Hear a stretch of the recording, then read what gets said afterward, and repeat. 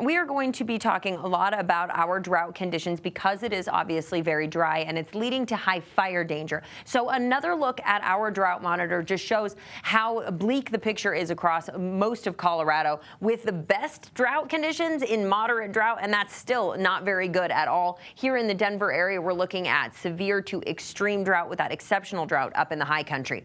As I mentioned, the dry with the wind and the warm that we've been seeing leads to, of course, these red flag warnings. We have red flag warnings in place for our Monday from 11 a.m. until 8 p.m., where winds could gust up to 35 miles per hour. It will also be very dry. That humidity only at 10%. So you have the dry fuels, and then you have the dry air with the wind and the warm. Now, right here in the Denver metro, not quite at that threshold for a red flag warning. That said, it will still be windy and dry today, so we do still have that critical fire weather that we are watching for this, or elevated fire weather, I should say, that we are watching for this afternoon here in Denver.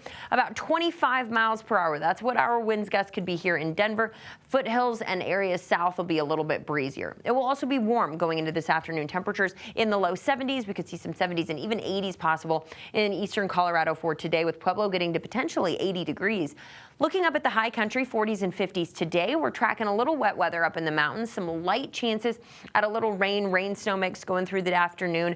Very scattered in nature. Not everybody going to see that wet weather, but by tonight and into early tomorrow, lifting in more precipitation, and that gives us a better chance at some snow up in the high country, potentially measurable snow for some. So if you're traveling up to the high country tomorrow afternoon, kind of keep that in mind. Could run into some slick conditions out there on the roads. We are also expecting a chance of some rain here in the Denver area, some showers to roll across the I-25 corridor and out into the northeastern corner of the state by tomorrow.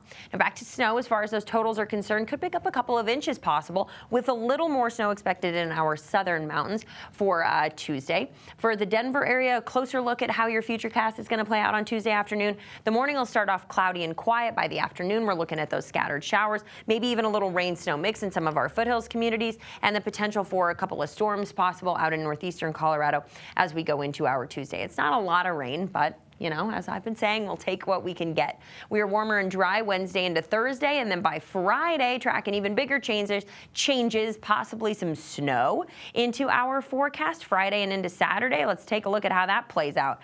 At this point, there's still plenty of time for this to change, but we are looking at that moisture arriving Thursday night into early Friday morning in the high country, looking at that rain, or that snow, excuse me, here in Denver, a little rain-snow mix by Friday afternoon before transitioning over into a little snow Friday night and clearing out for us on Saturday. So some changes in the forecast to end the week, but fire danger kicks off our work week here in Denver.